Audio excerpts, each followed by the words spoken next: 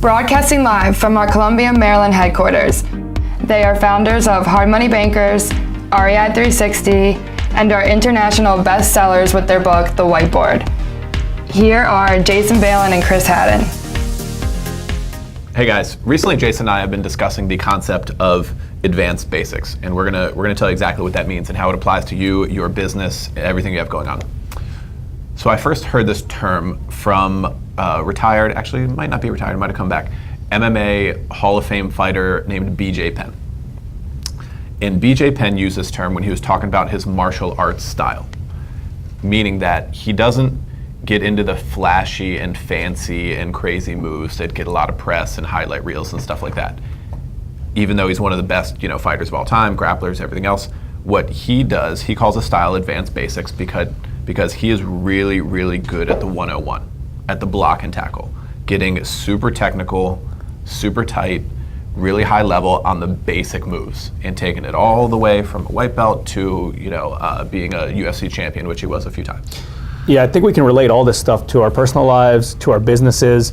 We're going to go over in a little bit some of the things that we do internally that we feel we're the best at the basics. We're the most advanced at the basics. We're not overcomplicating things. But going back to that term, overcomplicating things, as soon as you start overcomplicating things or you try to make something more complicated than it really is, and then it should be. Two things either happen. You either don't execute well or you never get started to begin with. Mm-hmm. So first good example is marketing. Now, you can either do marketing on a basic level or you can do marketing on a really ridiculously crazy level. But you got to be doing marketing like we talk about all the time. Now, we are marketers and we do a ton of marketing, but I think you'd be very surprised to know that a lot of our marketing efforts are advanced basics. That's the advanced 101 for marketing stuff. If we wanted to, and if we were a big enough company, you could have a full-time person doing your PPC, a full-time person running, or multiple people running all of your social, a full-time person for this, a full-time person like that. And we know people that do marketing stuff like that.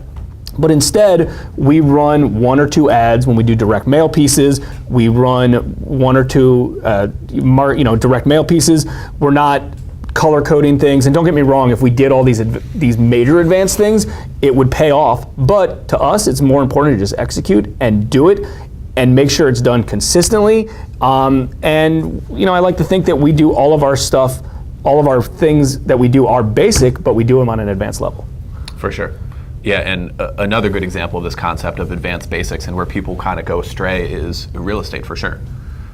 In real estate investing, there's always some hot news strategy or some, underwater backflip wholesaling, or double sandwich lease options. There's stuff like that that's coming out all the time, and it's mainly just to sell stuff, or people get kind of in love with the idea of like, oh, I'm going to buy properties in these 7 markets because of what's going on demographic. Like, look, we know a lot of people who do well in real estate, and they are not doing that stuff. Yep. They just aren't. They're doing the basics, and they're doing them very well. They're buying and holding properties. They're flipping for short-term profits. They're wholesaling for short-term profits.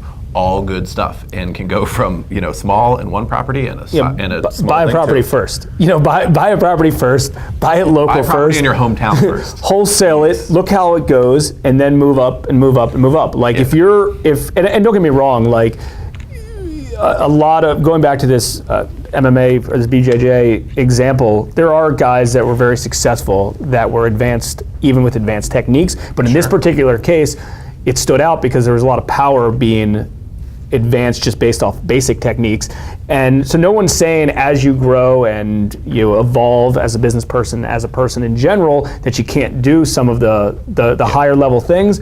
But I think what we're trying to get at is you still can be extremely successful probably throughout your entire career by just being the best at the basics and doing the best at what you're currently working on now, instead of trying to just mess up your head and mess up everything else with all kinds of crazy ideas that probably are not going to end up working anyways.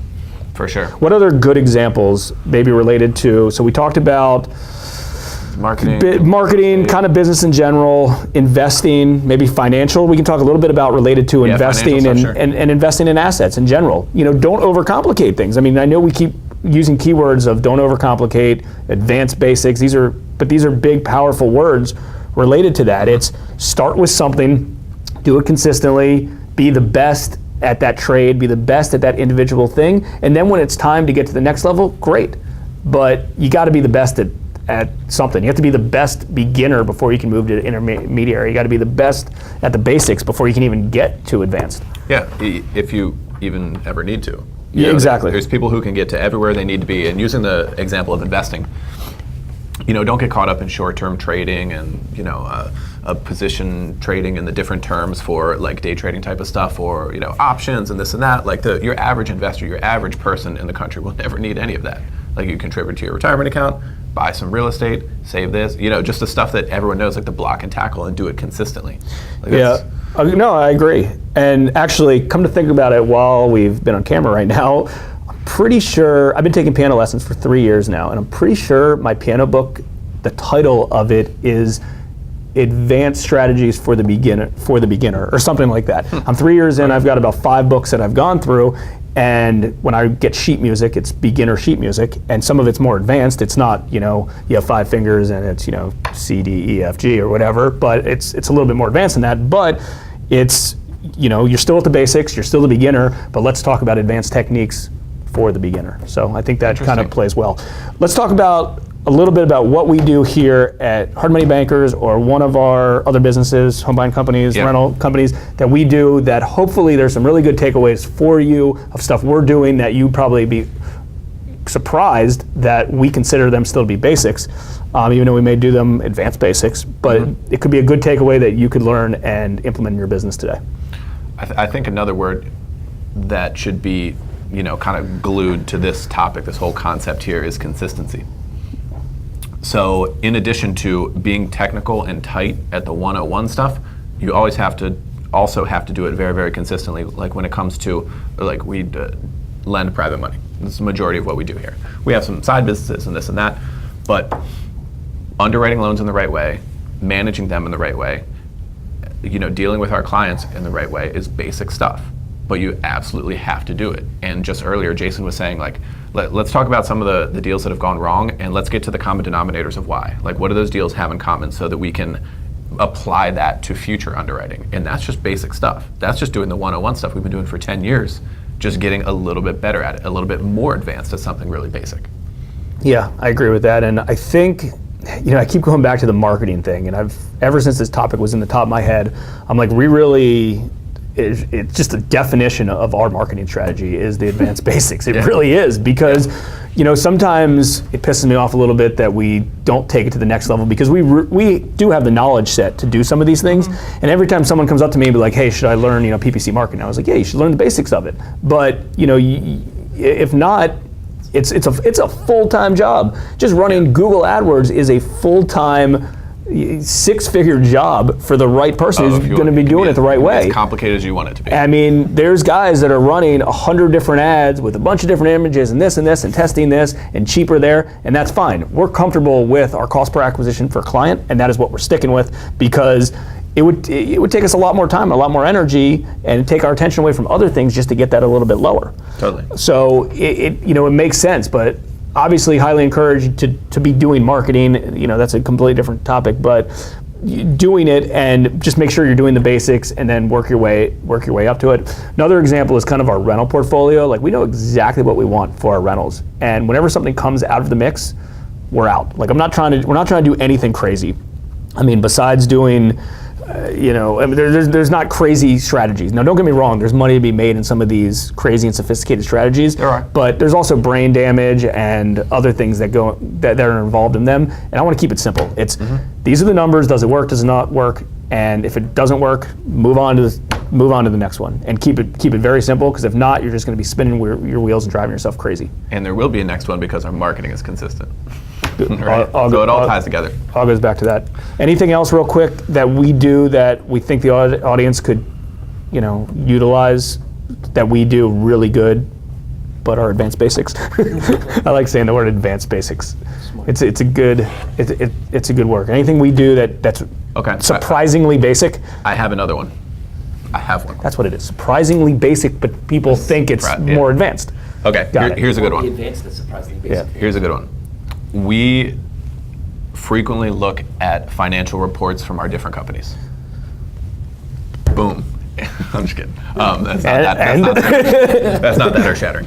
Most people don't make it there. That's a 101 thing. If you take any business class or accounting stuff, or if you talk to any advisors having to do with business, they're going to be like, track your numbers and track it right.